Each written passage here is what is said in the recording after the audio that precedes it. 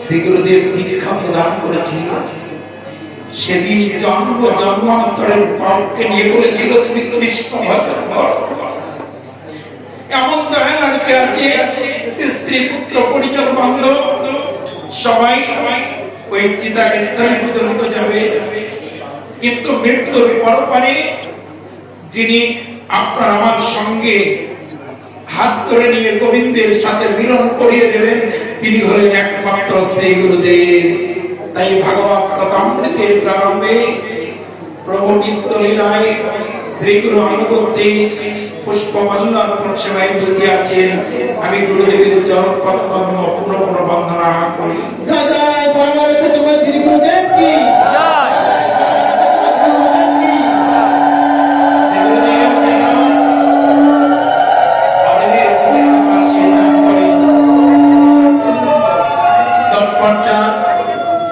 ধন্যবাদ জানাই।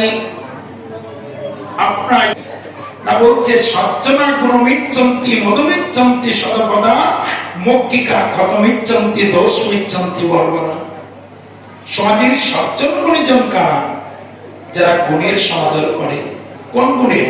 উনি ম্যাজিস্ট্রেট, ইউনো, উকিল, ব্যারিস্টার, মন্ত্রী বললেন এটি সমাজের স্তর অনুযায়ী সবাই পেয়ে যাবে এ সম্মান। কিন্তু যে সম্মানটা করলে জীবের সারি হয় না, ভাঙাভাঙি হয় না, মৃত্যুর পরবার পর্যন্ত পৌঁছে যায়, সেটা হলো কি এই অনাদিরাদি গোবিন্দকে সম্মান, এই হরিকথাকে সম্মান, এই ভক্তকে সম্মান, এই ভক্ত ভগবানকে সম্মান। আর আপনার যে এই সম্মান করতে ছুটে এসেছেন এটাই প্রমাণ করে আপনার সজ্জন গুণীজন। তাই আপনাদের মতো সকল গুণীজনের চরণ বন্দনা করি।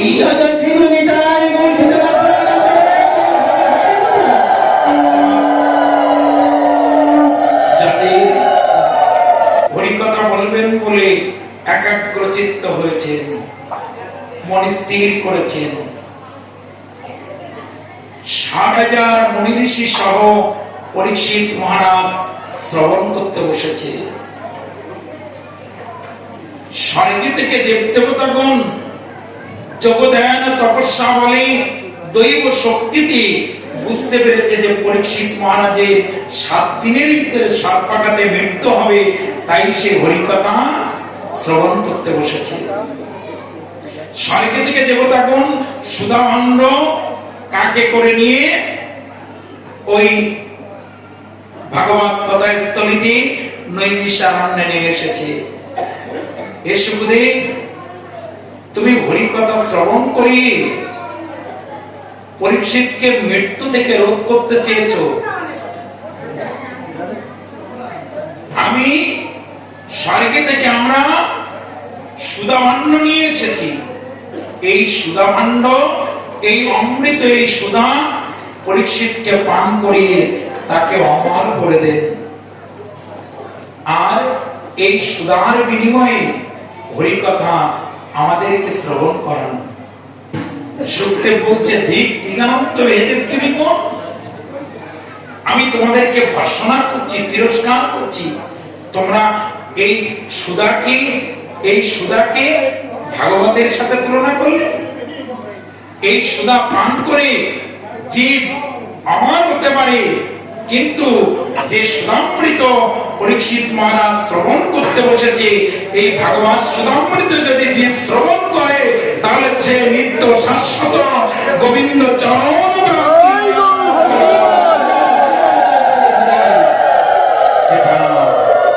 আপনার শ্রবণ করতে বসেছেন। যশ শ্রবণ মাত্রেণ মুক্তি করতলে স্থিতা। যে কথামৃত শ্রবণে জীবের সাথে সাথে পরিত্রাণের রাস্তা বের হয়ে যায়, যেটা আপনার শ্রবণ করতে বসেছেন। আচ্ছা বাবা, বলতে পারবেন একটা ডাক্তারের সন্ধান যে ঘাড়ের যন্ত্রণা করছে, তার কাছে গেলে একটা প্রেসক্রিপশন করে দিলে ওষুধ দেবে, এ ডাক্তার পাওয়া যাবে। পেটের সমস্যা ডাক্তার পাওয়া যাবে, চোখের সমস্যা ডাক্তার পাওয়া যাবে, কিন্তু একটা ডাক্তারের সন্ধান করবেন তো যার কাছে গেলে একটা প্রেসক্রিপশন করে দেবে যে মেডিসিনটা সেবা করে আমি গোবিন্দ চরণে পৌঁছে যেতে পারবো। বলে এই সমাজ এই ডাক্তার যদি পেতে চাও তাহলে সংসার মায়া জায়গা থেকে ছুটি নিয়ে হানিতাই গৌর বলে সাধু ডাক্তারের কাছে এসে যাও। যে ডাক্তারের কাছে আমরা এসে বসে গেছি, যে সাধুর সঙ্গে আমরা যুক্ত হয়ে গেছি, যখন একাগ্র চিত্তে হরিকথা শুরু হয়েছে, ঠিক সে মুহূর্ত সময়ে নারদ বীণা যন্ত্র বাজাতে বাজাতে অনাদি আদি গোবিন্দের কাছে যে বলছে, হে ভগবান, এত মধুর মিলনে ভক্তে যখন কৃষ্ণ কথামৃত হচ্ছে, তোমার গুণমহিমা কীর্তন হচ্ছে, তুমি এখন কোথায় অবস্থান করছো? নারদ, আমি ভক্তেরা মিলন হয়ে যেখানে আমার গুণগাথা কীর্তন করছে, আমি ওখানেই অবস্থান করছি। হে ভগবান, এত কীর্তন, এত মঠ মন্দির, এত নবদ্বীপ, বৃন্দাবন, মায়াপুর, গয়া, কাশী থাকতে তুমি ওই খোলামেলা জায়গায় ওই সাধুদের ওখানে কি করছো? ভগবান বলছে, নারদ, আমি শুধু ওখানে নেই, আমি তিনটি কাজ সম্পন্ন করছি। হে গোবিন্দ, হে বিশ্বপিতা, হে অনন্ত জগতের মালিক, তুমি আবার কাজ করো। নারদ, আমার কাজ তিনটা তুমি শ্রবণ করো। বল প্রভু। ভগবান বলছেন, হে নারদ, আমার প্রথম কাজ কি জানো? আমার যে ভক্ত আমার গুণগাথা পরিবেশন করছে, আমি সেই ভক্ত হৃদয় মন্দিরে বসে আমার কথামৃত গুলোকে জিহ্বা কুটির দিয়ে সমস্ত ভক্তের কর্ণ পর্যন্ত পৌঁছিয়ে দিচ্ছি। নারায়ণ, প্রভু খুব ভালো লাগলো। দ্বিতীয় কাজটা কি বলবে? নারদ, আমার দ্বিতীয় কাজটা কি জানো? যারা মায়ার সংসার রেখে একাগ্র চিত্তে আমার এই কথামৃত শ্রবণ করছে, আমি কথামৃত রূপে সেই সেই ভক্তের কর্ণ কুহার দিয়ে তাদের দেহ মন্দিরে প্রবেশ করে যাচ্ছি। বলো রাধে রাধে। আচার্য নারদ বলছে, নারায়ণ, হে প্রভু, তুমি কথামৃত রূপে তাদের দেহে প্রবেশ করে যাচ্ছ? ভগবান বলছে, হ্যাঁ। নারদ বলছে, প্রভু, তোমার তৃতীয় কাজটা বলো, খুব ভালো লাগছে। গোবিন্দ বলছে, নারদ, তোর তৃতীয় কাজটা শুনতে হবে না, তুই সহ্য করতে পারবি না। বলো প্রভু, খুব শুনতে লোভ হচ্ছে।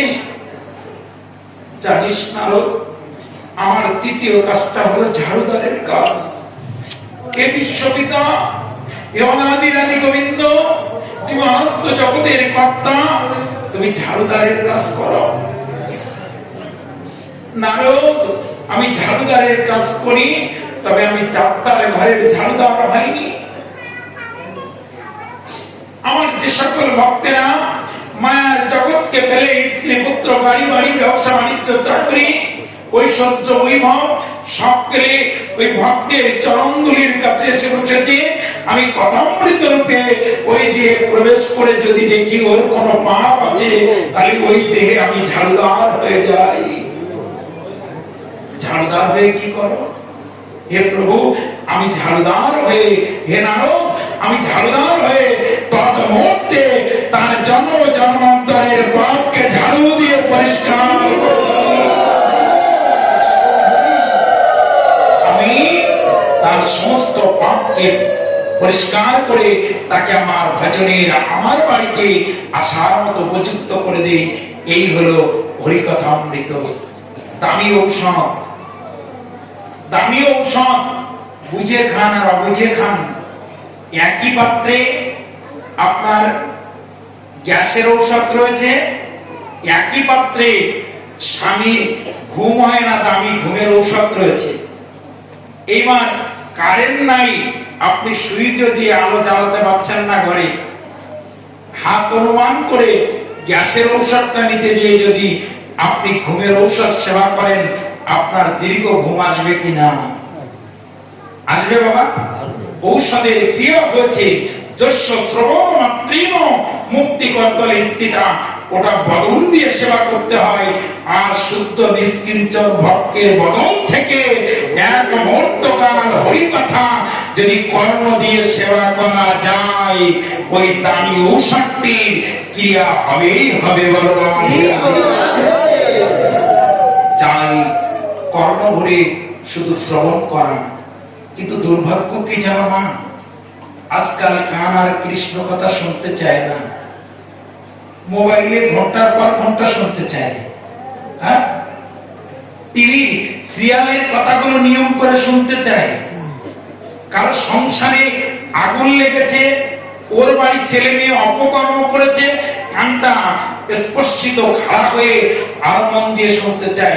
একবার শুনে বুঝতে পেরেছে, তবু বলে একটু ক্লিয়ার করে বল। আন কথা শোনার জন্য কান উদ্গ্রীব হয়েছে। এই জন্য দেখবেন গেয়েছে মহাজন কি, সব সখীরে পার করিব নেব আনা আনা, সব সখীদের পার করিতে নেব আনা আনা। গাইব না সময় নেই। আর তোমার বেলায় নেব সখী কি তোমার আশ্চর্য ঘটনা বাবা, মায়েদের কানে নেই দুল আছে, সোনা আছে, আপনার পারবেন কি করে? আচ্ছা, এখন তো ড্রেস শুটিং মিউজিক ম্যাচিং করে স্টোন পাথরে সিডি গোল্ডের অনেক কিছু পরে, বলে কাল থেকে তাহলে সোনা পরে দেবো, না হলে পার হতে পারবো না। হ্যাঁ, ভগবান গোবিন্দ বলছে না না, আমি এ সোনা নিয়ে পার করতে চাইনি, আমি সোনার মালিক, আমার কোনো এই সোনার অভাব না। আমি কোন সোনা নিয়ে পার করতে চেয়েছি জানো? যে কান ভগবানের কথা অমৃত শ্রবণ করতে করতে সোনা হয়ে গিয়েছে, যে কান কৃষ্ণ কথামৃত ভগবানের কথামৃত শ্রবণ করতে করতে সোনা হয়ে গিয়েছে, আমি ওই সোনাকে নিয়ে তোমাকে পার করে দিতে চেয়েছি।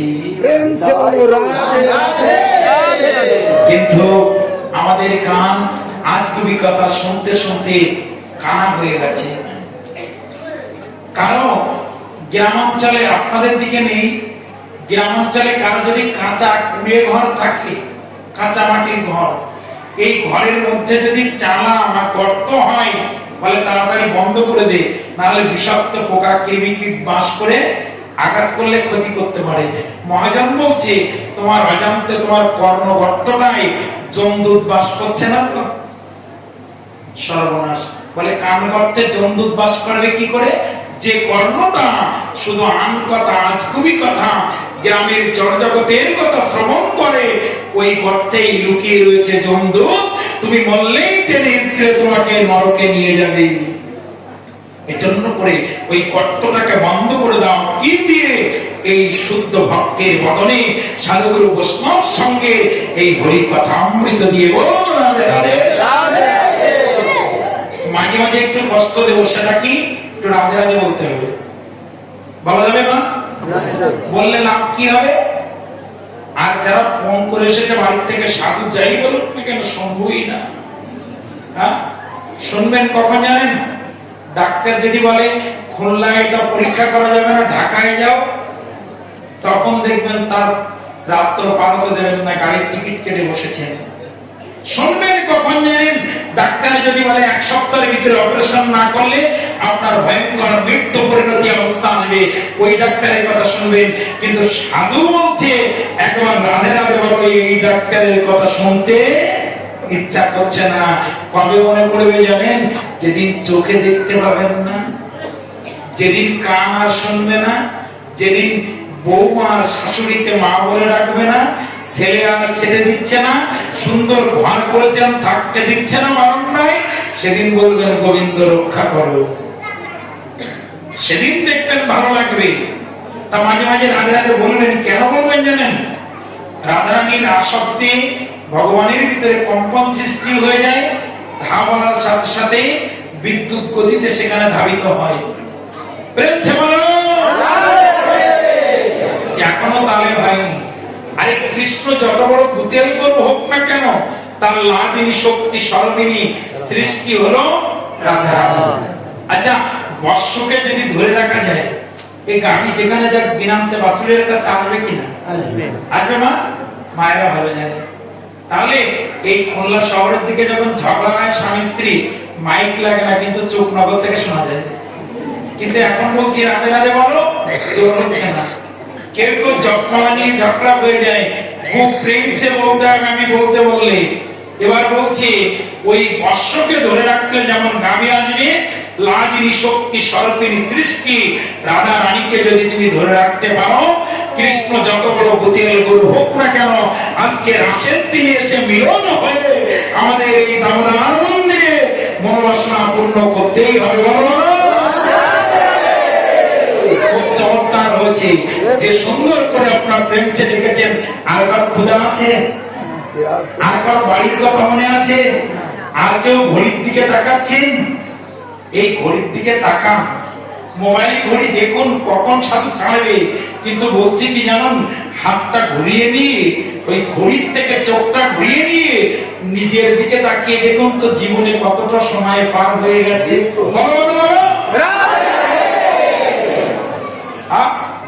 বলে দিয়েছেন কৃষ্ণ কিন্তু কাছে এসে গেছে, আর দূরে যাবে না। এই মন্দিরে আমরা বেঁধে ফেলেছি, যে সুন্দর করে সকলে ডাক দিচ্ছেন তোমাকে আসতেই হবে।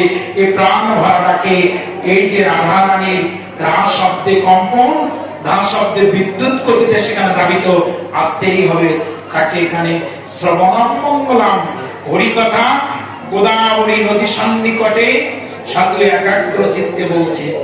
গোদাবরী তীর্থ, গোদাবরী তীর্থ যেখানে চৈতন্য মহাপ্রভুর সাথে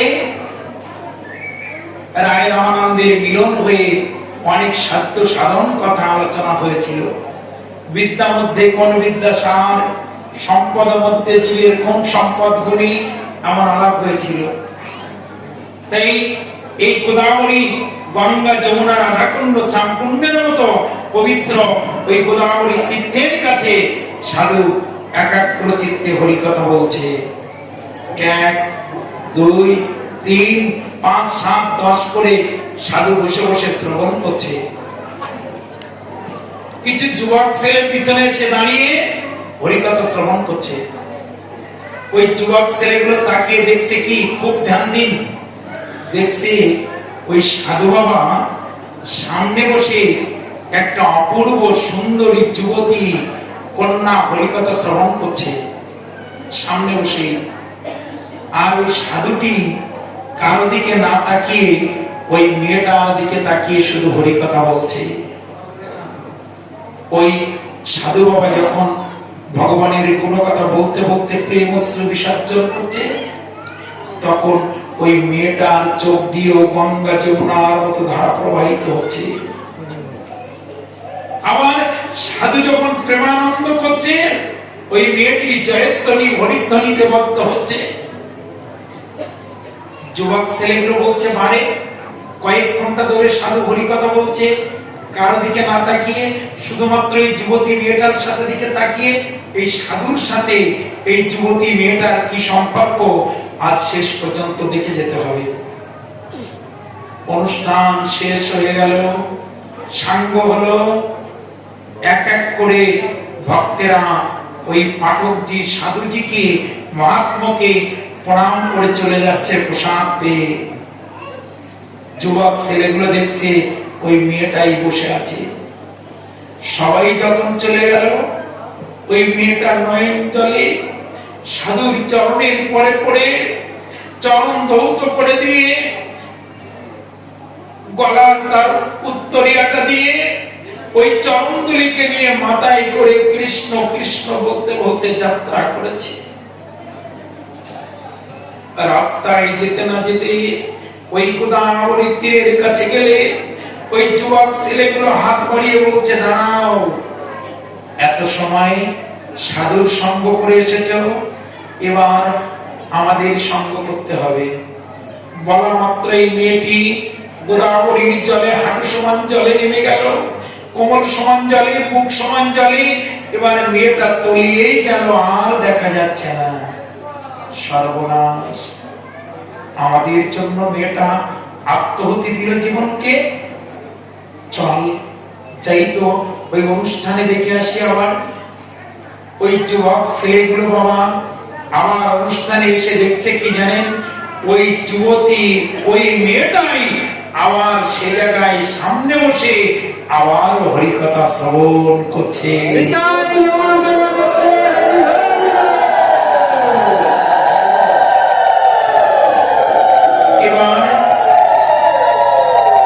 ওই পাঠকজি বলছে, মানে তোর এই হরিকথায় আসতে যাইতে বড় বাধা হয় না, বড় কষ্ট হয় না?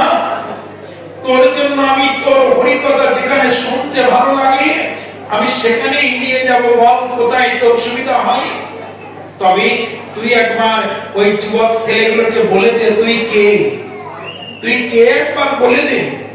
ওই যুবক ছেলেগুলো সামনে এসে হাত জোড় করে বলছে, তুমি কে একবার বলো। ওই মেয়েটি এবার কি বলছে জানো? বলছে, আমি কে জানো? ওই গঙ্গা যমুনার মতো পবিত্র তীর্থ আমি গোদাবরী। আচার্য, তুমি তীর্থ গোদাবরী? তুমি তীর্থ গোদাবরী মানবী রূপে এখানে কেন আসো? এই কলিহত দুরাচারী, পাপাচারী, অনাচারী, ব্যভিচারী কত জীব আমার গাত্রে যে স্নান করে সমস্ত পাপ গুলো আমার গায়ে দিয়ে আসে। আমি গোবিন্দকে ডাকতে ডাকি, হে গোবিন্দ, আমি পাপ থেকে কি করে পরিত্রাণ পাবো আমি তীর্থ হয়ে? ভগবান গোবিন্দ মাসিয়ালা বললেন, তুমি গোদাবরী, তুমিও যদি পবিত্র হতে চাও তাহলে যে ভক্তের কৃষ্ণ কথাতে নয়ন জলে গঙ্গা প্রবাহিত হয় সেই ভক্তের চরণ তলে বসে তুমি যদি একাগ্র চিত্তে তুমি শ্রবণ করতে পারো তাহলে তুমি তীর্থ পবিত্রতা লাভ করবে। তাহলে সমস্ত তীর্থ পর্যন্ত এই হরিকথা শ্রবণ করার জন্য লালায়িত হয়ে চলছে, সমস্ত তীর্থ পর্যন্ত ছুটে আসছে এই কৃষ্ণ কথা শ্রবণ করার জন্য, যা আমরা শ্রবণ করতে বসেছি। চৈতন্য মহাপ্রভু, তবে বলি কি জানেন, বেশি সময় তো নিতে পারবো না। আজ সকাল থেকে 3টি অনুষ্ঠান সেরেছি, দুপুরে 1000-1200 ভক্ত, ওখান থেকে 3টায় গাড়ি ছেড়ে আপনাদের কাছে কতটা রাস্তা পাড়ি দিয়ে আপনাদের চরণ প্রান্তে আসার সৌভাগ্য হয়েছে। আবার 11টার মধ্যে 700-800 ভক্তের একটি মধ্যাহ্নকালীন উৎসবে ব্রতী হয়েছি, সকালে একটি অনুষ্ঠানে ব্রতী হয়েছি। আবার আপনাদের চরম প্রান্তে থেকে পাড়ি দিয়ে সকাল হতে না হতে আবার 2-3টে অনুষ্ঠানে যুক্ত হতে হবে। এই জন্য আপনারাও কষ্ট না, একটু দেখুন মহাপ্রভু যে প্রেমটা দিতে এসেছেন। আজকের 80 দিন, এর 80 তত্ত্ব আমরা শ্রবণ করব, তবে